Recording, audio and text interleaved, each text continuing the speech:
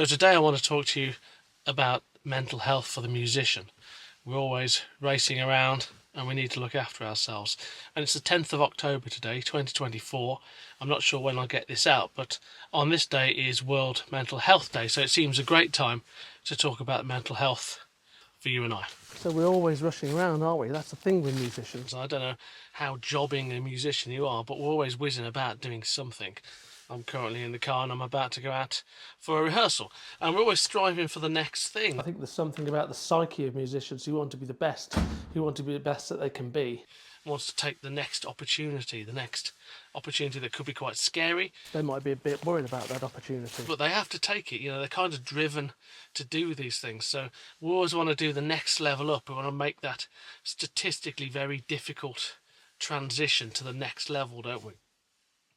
And so today's as good a day as any to discuss that. And also I've got some coping mechanisms, some stuff at the end which you can have a look at as well if you would like. So it's a short video really. Just basically to say, do you realise when you're getting to the edge of things and when you could be feeling a bit overwhelmed? What the actions might look like, and then sort of how to cope with that once you've recognised it, what to do. And it's very difficult to do, as you know. So I might have a heavy gig schedule, I might be given more gigs to do, I might be offered more gigs, and I typically try and say yes to everything, and I don't think that's always totally healthy, do you? I don't know. So recently I had a lot of work on, and I've got a lot of rehearsal and practice schedules. Practice is at home, rehearsal is with a band. And the gig. And a couple of things I decided not to take on, which was actually quite liberating. Quite in control. So that was worth me doing. So there's a couple of things I didn't take on recently. And in the back of your mind, you're thinking, well, what opportunity is that now closed for me? And I don't think that's a really healthy way to look at it. If you work hard, things will come to you. They really do. So don't worry about not saying yes to everything. I think that is a dangerous path. Perhaps if you've got time, that's fine. But if you're juggling a lot of things... Certainly I am, I'm a musician and a husband and a dad as well. And some other bits and bobs that I do. And you don't want to do too much. I don't want to do too much. I think there's a lesson that we learn as we get a bit older. Let's face it, I'm getting a bit older now. So saying no to the odd thing is not going to kill you. Obviously, social media, I don't need to tell you that, do I? But social media is a big competition about what is the pinnacle of somebody's life, right? So you never see the bad stuff, you only see the good stuff. And it seems to be quite competitive in the musician business. I've tried to close down as much as I can on social media, but as a musician, you can't, can you?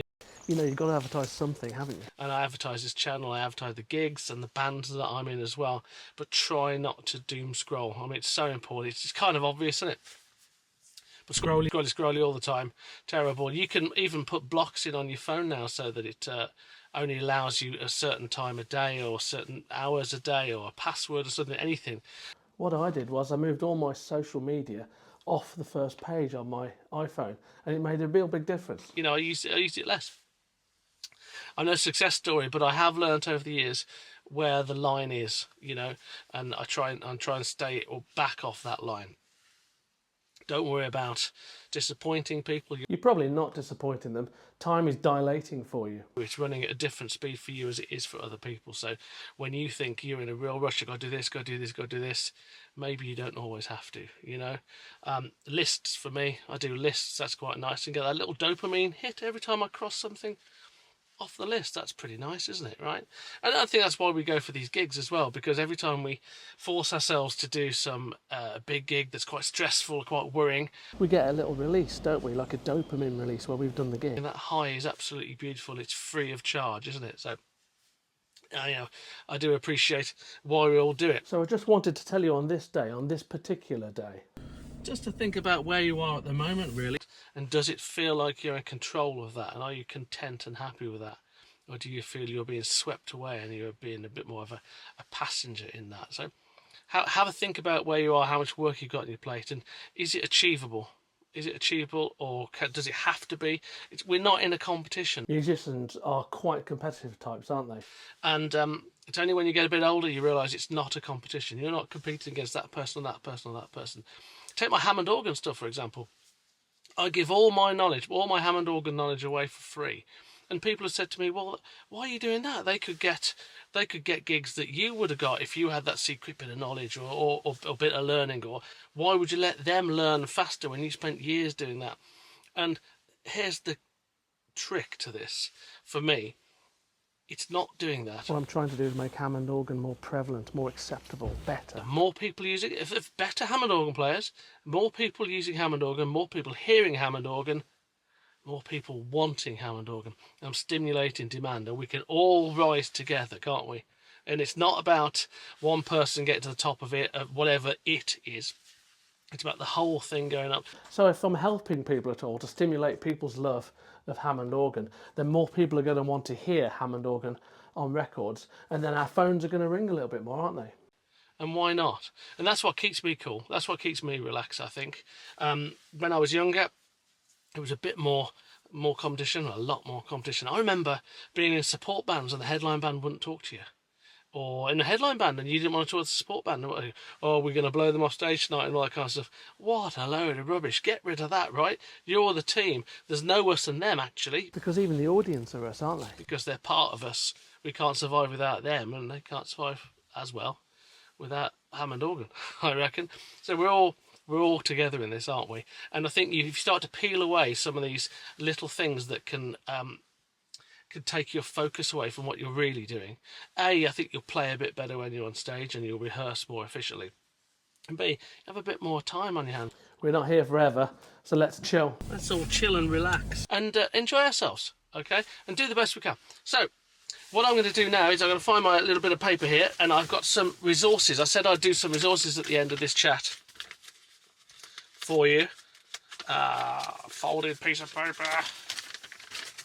A couple of things that I've used in the past. If you feel yourself getting a bit stressed out or whatever, the Headspace app is fantastic, no doubt about it. That guy, that's his name, Andy, I think it is. You can fall asleep to him anytime, really nice. The Calm app is really good, and they do lots of bundles and discounts and things like that, so it's well worth a look. Breathe is good. The Hub of Hope app, do have a look at that. That's really positive, really nice. And then you've got organisations like mind.org.uk that are really good. Music Minds Matter, that's a really good one. Musicianshelp.org.uk, superb. And there's a Musicians Union that has a mindfulness and a mental health section as well in the UK. And I'm sure there's plenty more around the world as well. But long story short, live your life. Play the best you can, enjoy every moment of it, and realise that it's not a competition. If it doesn't happen today, it'll happen tomorrow. Enjoy putting your fingers on the notes. Think about how your fingers feel when you're playing those notes. Relax into it, breathe into it, and have a really great time. So, that's some advice for me, for whatever the advice for me is worth. There it is. Those are the things that I do. Those are the resources that I use, and these are the things that help me. I hope that's been slightly useful. We're busy people. Let's just approach it in a nice, relaxed sort of way. And I think we'll all get on. We'll all get on and get our stuff done a lot better. Well, we'll see. Have a lovely time. I'll be back soon. Enjoy.